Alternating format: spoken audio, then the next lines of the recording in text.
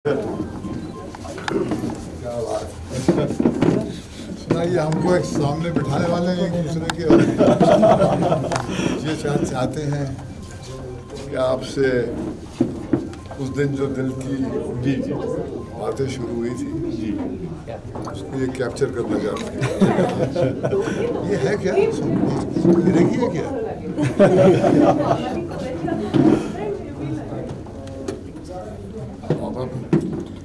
बहुत बड़ा तुमने कुछ कर रहा है, क्या कर क्या रहा है? सबसे बड़ा यहाँ पीछे।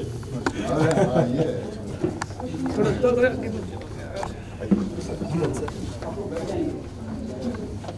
आप आए? हाँ जी। फुल आप यहाँ आदित्य यहाँ था।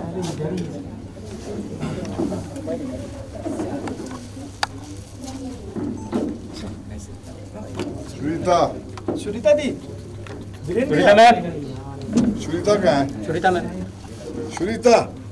सुनीता दीदी फोटो करा ले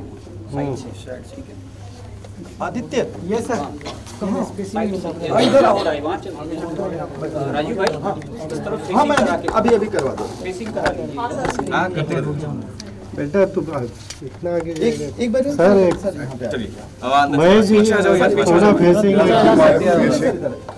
फेसिंग वहाँ पर पीठ नहीं होनी चाहिए ना। थोड़ा पीछे आ जाओ आप ले लीजिए। फेसिंग तो आ जाएगी मगर वहाँ पीठ नहीं होनी चाहिए। जी ठीक है। आदित्य यस सर मुंडी जी पीछे है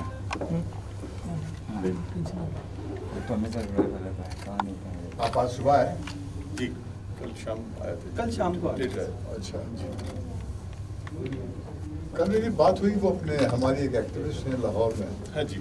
उन्होंने कहा कि वो तो सड़क तक नाम पे नहीं की उन्होंने की थी, फिर उन्होंने निकाल दिया उनके मुल्लाओं ने ये शोर मचाया वहाँ पर। मगर वो लगे हुए हैं, वो लगे हुए जी। इम्तियाज कुरैशी एक है हाई कोर्ट के। सईदा एक हमारी अपना वहाँ पर एक्टिविस्ट है। अच्छा जी। वो हमारे साथ खड़ी रहती थी, हम उसकी प्लेयर सब जाते थे। जी। तो हमने उस चौक पे खड़े होकर मांग की थी। जी। तो वहाँ की आवाम तो बहुत सपोर्टिव है। वो हाफिज सईद है जो वो बहुत सपोर्टिव, वो तो बोलते थे हाँ जी बिल्कुल बहुत प्यारे। वो मानते हैं, पूरी तरह से मानते हैं। बिल्कुल सही है जी। गाड़ी रोक के वो साथ में नारा लगाते थे।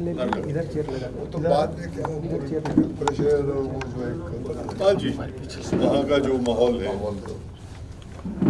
मैं भी गया था 2003 में शहीदी दिन पर, तो जुलूस लेके गए थे जी अल हमरा हॉल में। अच्छा। वहाँ से 1000 नौजवान नारे लगा रहे थे कि भगत सिंह सरहद के इस पार भी जिंदा है, भगत सिंह सरहद के इस पार भी जिंदा है। अच्छा, बहुत जोश है। बिल्कुल सामने है वहाँ पर प्रेजेंट में। हाँ जी। वहाँ से नजर भी आता है जी। मुंडे भाई फोटो अच्छा हुआ और सही जगह पे वो लाइट ही वो जो ट्रैफिक कोई बात हाँ सर ये बंद कराओ शादमान चौक कृष्णा एक बार बंद करो कृष्णा ये बंद करो लाइट क्योंकि जीवन आदित्य की घटनाएं हैं प्रेम की। राजीव सामने देखें आप।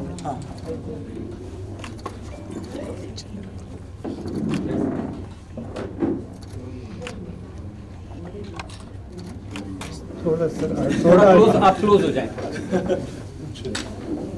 अरे हो गया और ठीक है। हाँ जी ये उनकी 4 पिक्चर्स हैं। ये बचपन में 12 साल के, ये जब 16 साल के थे जी नेशनल कॉलेज में ड्रामेटिक क्लब की ग्रुप फोटो।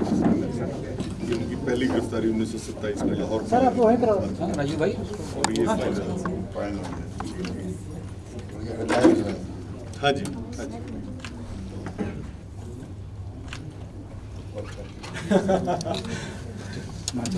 चलो वहाँ चलते हैं। चलिए।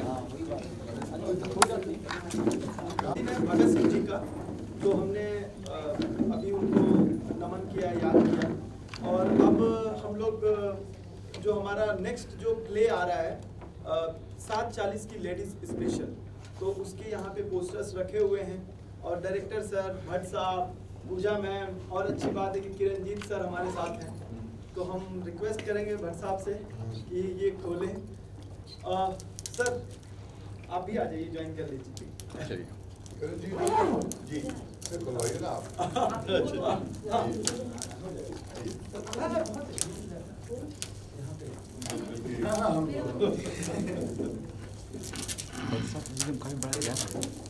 आप लोग विद्वान के क्या चल रहा, खड़े होके करें। चलते दिमाग में जो चलता है वो नो कमेंट।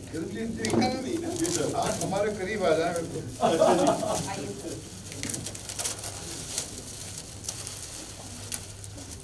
अच्छा ये जो है इसको बना के पूरा खराब हो गई। अरे वाह, ये भी keep that away, foil away. Foil. एक रह गया। जी देख रही हैं आप ही आप हैं।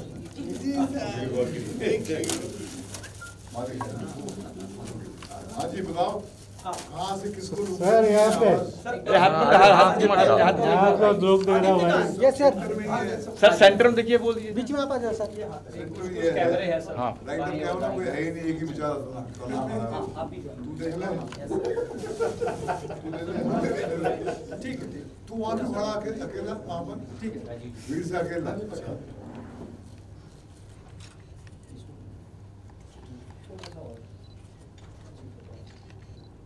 अच्छी फोटो ही आई। जैसी शक्ल है वैसी आपकी। डन। हाँ जी, या थैंक यू। 7:40 की लेडीज नीचे ऊपर ले रखे हो गया, बैठेंगे वाइट करेंगे फाइट करते एक मिनट थोड़ा ब्रीफ करेंगे। ओके आप बस जैसे है ऐसे आगे ले लेंगे। पूरा प्ले ही हाईलाइट है। पूरा प्ले ही हाईलाइट है। पूजा जी की स्टोरी पे है, रियल स्टोरी पे है, और नाटक आपको छोड़ता नहीं है। आप घर चले जाओ, आप कहीं भी चले जाओ, नाटक आपको छोड़ता नहीं है। आपके दिमाग में ऐसी पैठ बनाता है। सिर्फ मजाक ही नहीं, ये प्ले म्यूजिकल भी आप कह सकते हो, थॉट प्रोवोकिंग भी कह सकते हो। इस प्ले में सब कुछ है, और सबसे ज़्यादा अच्छी बात इस प्ले की ये, जिस इंसान की ये स्टोरी है वो खुद इसे कर रहे हैं, और ये बहुत कम केसेस में होता है, यानी ना के बराबर, कुछ शायद पॉइंट समथिंग कुछ % केस ऐसे हों जिसमें जो कैरेक्टर है वो खुद पोर्ट्रे कर रहा है। और एहसास होगा आपको ये प्ले देखने के बाद कि हम कितनी छोटी ज़िंदगी में जी रहे हैं। असलियत जब आप देखते हो कि हमारे आसपास ऐसा माहौल है कि हम इंसान को इंसान नहीं समझते हैं। एक्चुअली ये सवाल अगर जहन में आ गया तो शायद बहुत लोगों के लिए इस हमारे सो कॉल्ड समाज में जीना आसान हो जाए, जो कि बहुत ज़रूरी है। एक सोच की बात है, और इस सोच मुझे लगता है हम सब में ये नाटक देखने के बाद कुछ ना कुछ % तक तो आती है, जो कि बहुत ज़रूरी है, जो कि इस नाटक की मैं कहूँगा सक्सेस भी है। और सबसे बड़ी बात, महेश भट्ट सर को जब ये स्टोरी बताई तो सर ने कहा सीधा मैं प्रेजेंट कर रहा हूँ। सर इसी तरह 7:40 के साथ जुड़े, आवारा थिएटर ग्रुप के साथ जुड़े कि वीरेन ठीक है। सर को मैं पिछले 12-13 सालों से जानता हूँ, सिंस 2011, और मिलता रहा हूँ, सर से बातें होती रही हैं। तो सर का एक ही, ये हाँ करने के बाद एक ही सवाल था सर, कि इस कम्युनिटी के लिए इस प्ले से कोई फ़ायदा है? क्योंकि मैं पहले तमन्ना कर चुका हूँ इतने सालों पहले, है ना, मुझे पता है क्या रियलिटी है इनकी। तो मेरा ये था कि पूजा दी ने एक बात बोली थी कि हमें अच्छी सोसाइटी में घर नहीं मिलता है, लोग हमें नहीं देते हैं। तो मेरा ये था कि अगर उन्हें अच्छी सोसाइटी में घर मिल जाए ना, तो ये पहली हमारी जीत हो जाएगी, इक्वालिटी की बात आ जाएगी। तो ये नाटक ऐसी बहुत सी बातें रखता है आपके सामने, तो मेरे ख्याल से आज की सोसाइटी में बहुत ज़्यादा ज़रूरी है। That's enough?